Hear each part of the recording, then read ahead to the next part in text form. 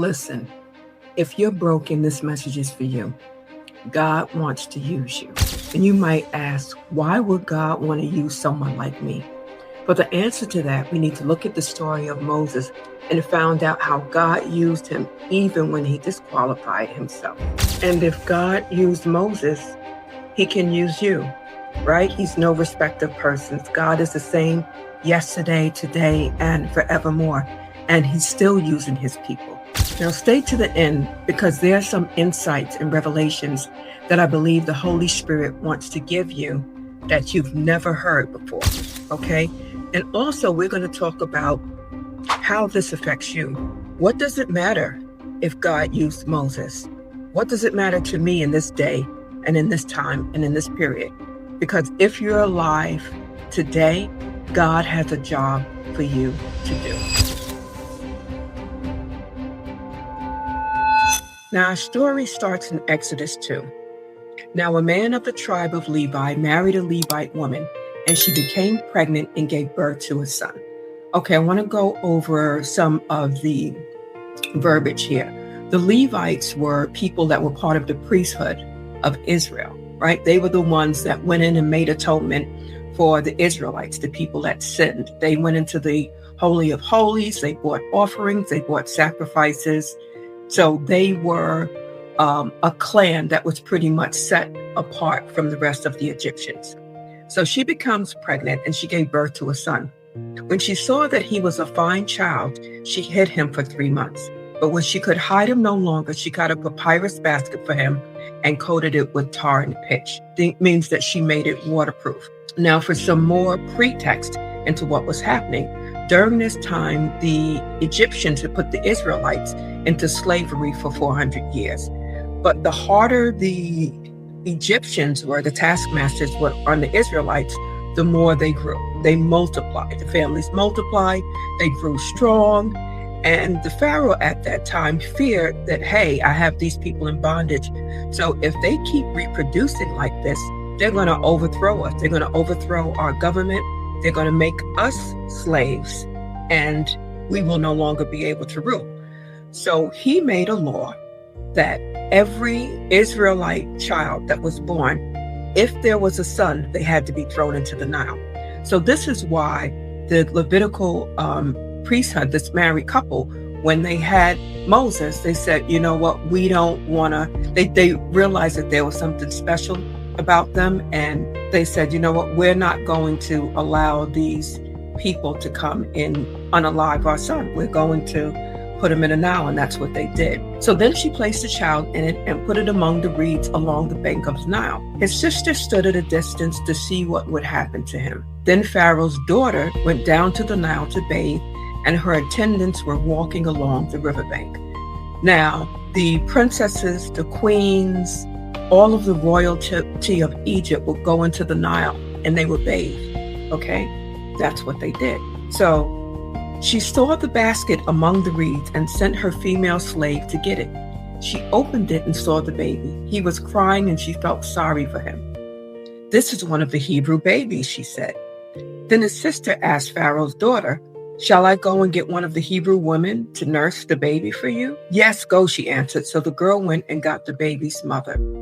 Now, here's the thing, and this is what's so crazy about how God sets things up. He is the master planner. He is the master manipulator of circumstances in the best way considered, because he's the God of the universe. He orchestrates everything and works together all things for our good. That's what the Bible says. So the slave, one of the princess's slaves, happened to be the sister of Moses. So Moses' sister goes and gets her mother to nurse the baby. So Moses winds up being nursed, breastfed by his own mother. You can't make this stuff up. So the woman took the baby and nursed him. When the child grew older, she took him to Pharaoh's daughter, and he became her son. She named him Moses, saying, I drew him out of the water. Now, one day after Moses had grown up, he went out to where his own people were and watched them at their hard labor. He saw an Egyptian beating a Hebrew, one of his own people. Looking this way and that and seeing no one, He killed the Egyptian and hid him in the sand. The next day, he went out and saw 2 Hebrews fighting. He asked the one in the wrong, "Why are you hitting your fellow Hebrew?" The man said, "Who made you ruler and judge over us?" Now you have to understand the Israelites, right? The Jews, they're fighting. Moses is the prince that's overseeing them. So they're looking at him as he's Pharaoh's son. So he's one of the slave owners. He's my master, if anything. So why would you really care if we're fighting each other? What do you have to do with us, so to speak? So the man said, "Who made you rule and judge over us? Are you thinking of killing me as you killed the Egyptian?" This was supposed to be a secret, y'all. Then Moses was afraid and thought, "What I did must have become known." Now, here it is. Moses is the prince of Egypt. So he's the princess's son, but he's in line to reign because he's part of that royal family. His brother would be. At the same time, he knows by birth he's a Hebrew. He's been nursed by his mother for a time. So I'm sure during that time period, he learned about the customs. However, so little, he learned about the customs of the Hebrews from the time and the princess wound up taking him as her son. So when Pharaoh heard of this, he tried to kill Moses. But Moses fled from Pharaoh and went to live in Midian, where he sat down by a well. Now a priest of Midian had 7 daughters, and they came to draw water and fill the troughs to water their father's flock. Some shepherds came along and drove them away, but Moses got up and came to their rescue and watered their flock. So Moses seemed to be like a good soul, right? He's been cast out of the palace. Now he's in Midian. He's fleeing from Pharaoh and his army because they're looking to kill him at this point, because they find out now that he's been an imposter. All of this time they found out the princess actually played herself. The princess went and got this Hebrew kid that wasn't supposed to be saved and made him her son. So Moses, instead of taking advantage of these girls that came to the well to draw water, because it was a dangerous task. You didn't know if you were going to run into nomads, and they often had to travel miles to get water to be able to water their flock. Anything could have happened to them. Moses didn't take advantage of them. He decided that he was going to help them at this point to water their animals. He pretty much did their job for them and protected them at the same time. So when the girls returned to their father, he asked them, "Why have you returned so early today? Normally it takes you a lot longer to water the animals." They answered, "An Egyptian rescued us from the shepherds. He even drew water for us and watered the flock." So here it is. Moses is a Hebrew, but he still looks like an Egyptian. He still looks like what he fled from. I want you to keep that in mind. "And where is he?" Reuel asked his daughters. "Why did you leave him? Invite him to have something to eat." So Reuel is saying to his daughters, you have this guy, this Egyptian royalty that comes and helps you water your flocks, and you didn't even bring him home to offer him something to eat? He was weaned from his mother's breast. So Moses agreed to stay with the man who gave his daughter Zipporah to Moses in marriage. Zipporah gave birth to a son, and Moses named him Gershom, saying, "I have become a foreigner in a foreign land." During that long period, the king of Egypt died. The Israelites groaned in their slavery and cried out, and their cry for help because of their slavery went up to God. God heard their groaning, and he remembered his covenant with Abraham, with Isaac, and with Jacob. So God looked on the Israelites and was concerned about them. Exodus 3. Now Moses was tending the flock of Jethro, his father-in-law, the priest of Midian, and he led the flock to the far side of the wilderness and came to Horeb, the mountain of God. There the angel of the Lord appeared to him in flames of fire from within a bush. Moses saw that though the bush was on fire, it did not burn up. So Moses thought, "I will go over and see this strange sight, why the bush does not burn up." This is crazy. I'm sitting here looking at wood pretty much. This is supposed to be a flame, right? Like you would cut down a tree and put it in a fireplace, you'd light it, and it would go up in flames and burn. But that's not what's happening here. So Moses said, "Let me go and take a better look at this." So when the Lord saw that he had gone over to look, God called to him from within the bush, "Moses, Moses." And Moses said, "Here I am. Do not come any closer," God said. "Take off your sandals, for the place where you are standing is holy ground." Then he said, "I am the God of your father, the God of Abraham, the God of Isaac, and the God of Jacob. At this, Moses hid his face because he was afraid to look at God. Who wouldn't be, right? God tells him not to come any closer. Now, first of all, you have this voice speaking out of the burning bush, right? So that's crazy. That's strange.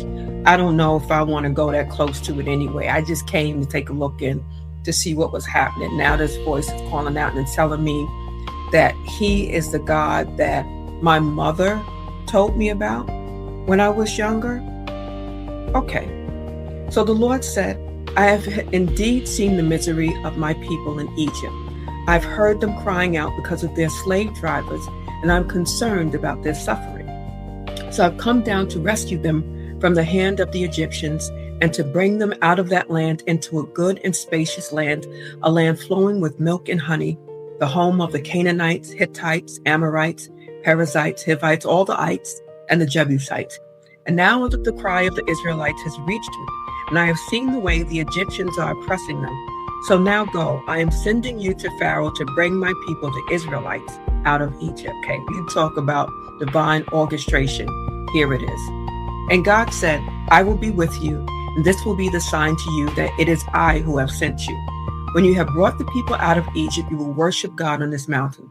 Moses said to God, suppose I go to the Israelites and say to them, the God of your fathers has sent me to you. And they ask me, what is his name? Then what shall I tell them? I don't know that much about you, God. And they see me as they probably know who I am by this point, but they saw me as their slave master. So pretty much, who am I to tell them that sent me? What is the name that I'm supposed to give them? So God said to Moses, I am who I am. This is what you are to say to the Israelite. I am has sent me to you. I want you to understand how powerful this statement is. I am. When we think about I am, we think about Jehovah Jireh, Jehovah Nisi, Jehovah Tsidkenu, all of Jehovah, meaning that the Lord provides, the Lord is my peace. So God is saying to Moses, you need to let these people know that I am your peace. I am your deliverer. I am your hope. I am everything that you need me to be.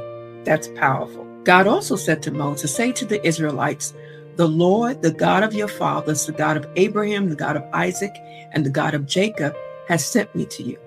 This is my name forever, the name you shall call me from generation to generation. Go with some of the elders of Israel and say to them, the Lord, the God of your fathers, the God of Abraham, Isaac, and Jacob, appeared to me and said, I have watched over you, and I have seen what has been done to you in Egypt. What's really compelling about this is that Moses already had a heart for the Israelites. He was one of them by birth, right? He was the one that Pharaoh rejected when he found out who he was. He was the one that the Egyptians rejected and enslaved. He wasn't supposed to be a man of power. So he says in verse 17, and I have promised to bring you up out of your misery in Egypt into the land of the Canaanites, Hittites, Amorites, Perizzites, Hivites, and Jebusites, a land flowing with milk and honey. The elders of Israel will listen to you, the older folk, the ones that understand the law. They have been trained in the law. They followed the commandments. They understand what it means to be a Jew, okay? Then you and the elders are to go to the king of Egypt and say to him, the Lord, the God of the Hebrews, has met with us. Let us take a 3-day journey into the wilderness to offer a sacrifice to the Lord our God. But I know that the king of Egypt will not let you go unless a mighty hand compels him. So I will stretch out my hand and strike the Egyptians with all the wonders that I will perform among them. After that, he will let you go. And I will make the Egyptians favorably disposed toward this people, so that when you leave, you will not go empty-handed. So God is saying to Moses, not only will the Israelites and Pharaoh let you go after a time, you're going to go through some things first. But not only will he let you go, but you are going to come out with so much wealth, it's going to blow your mind. You are going to get spoils, okay? You are going to get anything and everything recompense for that 400 years of slavery. Every woman is to ask her neighbor and any woman living in her house for articles of silver and gold and for clothing, which you will put on your sons and daughters, and so you will plunder the Egyptians. What does that mean, to plunder? It means to take everything that they have, to leave them virtually with nothing. Okay? Exodus 4. So Moses answered, what if they do not believe me or listen to me and say, the Lord did not appear to you? Right? Who are you? You were that same kid that the princess found in the Nile. You were the one that the slave threw in the water. And you became prince and you weren't supposed to be prince. Now you want to act like you're somebody, like God spoke to you? Who are you? You're a nobody. Why would we listen to you? Then the Lord said to him, what is that in your hand? A staff, he replied. Now you know what a staff is. A staff is something that a shepherd leads its flock with it. They'll take the stick and they'll point a certain way, and the sheep follow that shepherd. So the Lord said, throw it on the ground. Moses threw it on the ground and it became a snake, and he ran from it. Then the Lord said to him, reach out your hand and take it by the tail. So Moses reached out and took hold of the snake, and it turned back into a staff into his hand. This, said the Lord, is so that they may believe that the Lord, the God of their fathers, the God of Abraham, the God of Isaac, and the God of Jacob has appeared to you. Now, why did God want to show this wonder and have Moses do this kind of feat in front of Pharaoh? Because Pharaoh had magicians. Pharaoh dealt in the occult, and the Egyptian occult leaders were able to do this kind of thing. They were into sorcery and everything else. So they had snake handlers. They picked the snake up and, it wouldn't bite them and that sort of thing. So if Moses could throw down his staff and have his staff turn into a snake and be able to pick it back up without it biting him, that shows authority.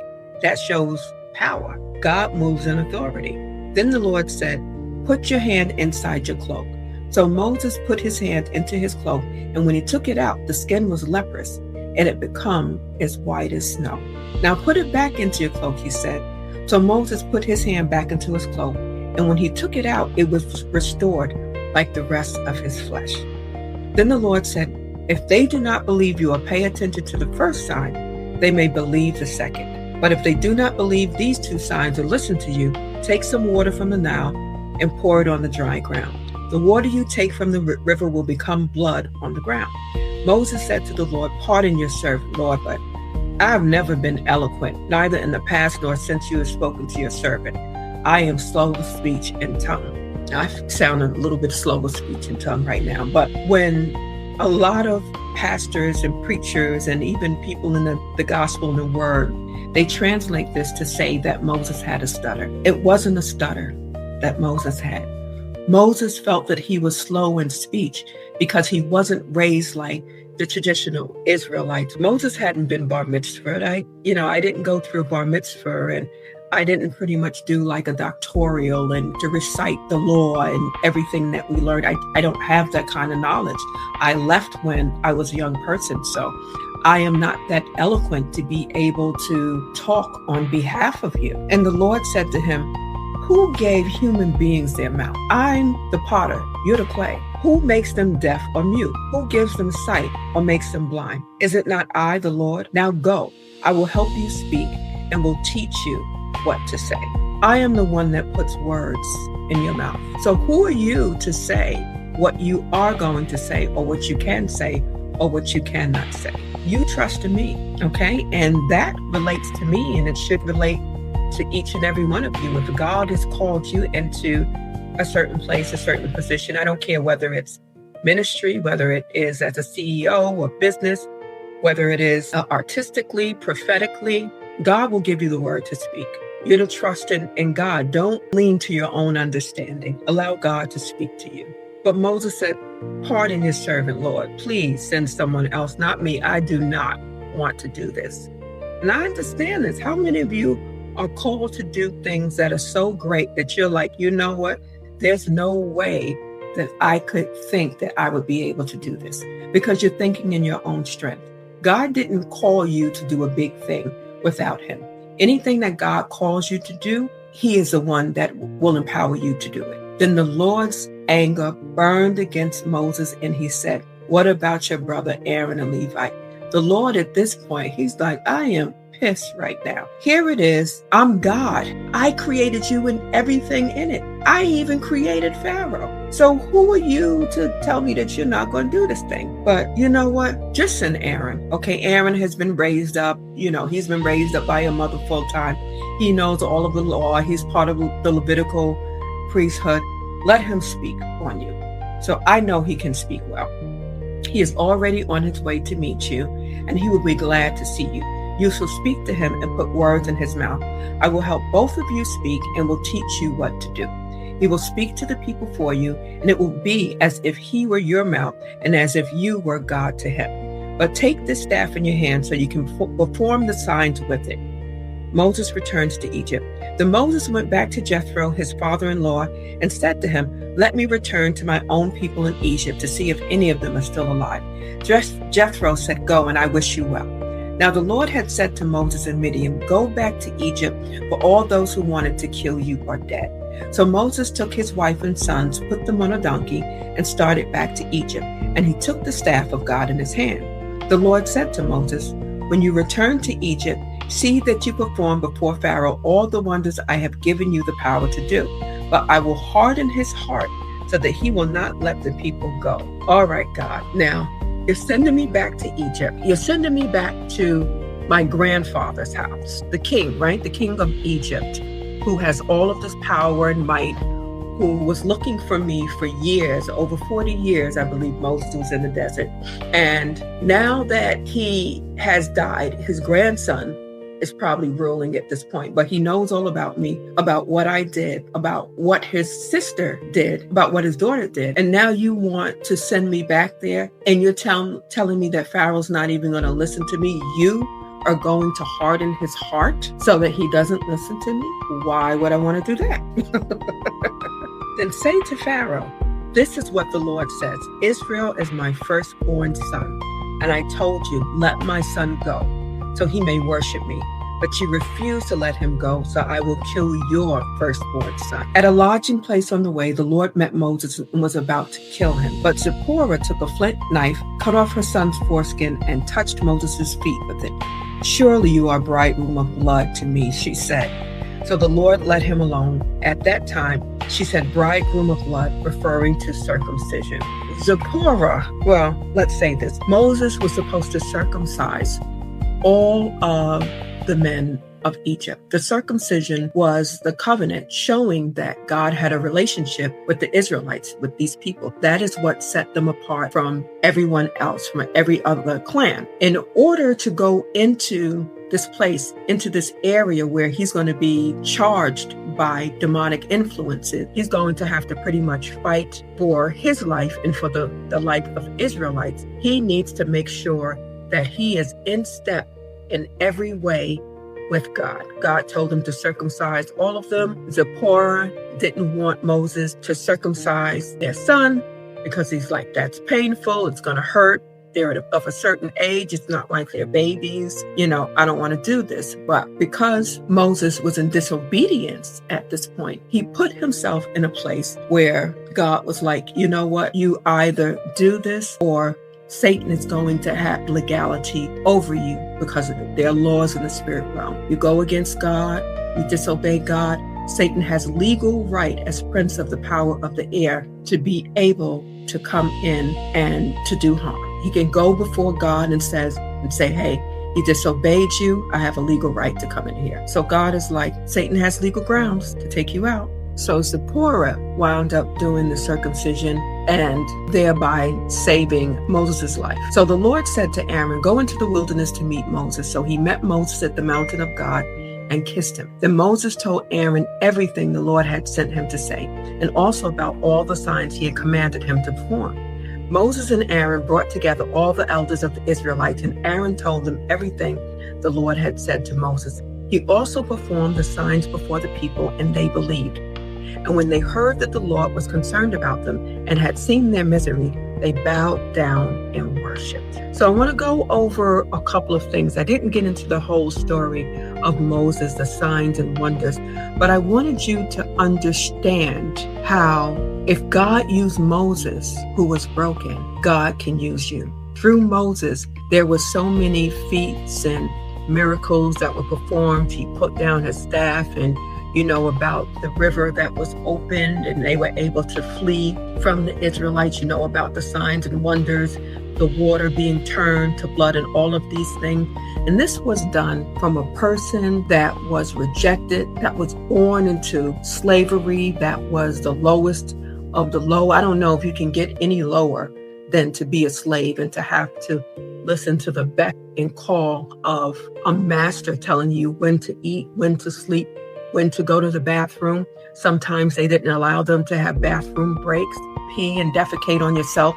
If you have to, you just make sure that you finish doing what I've called you to do. If you get tired, you get beat.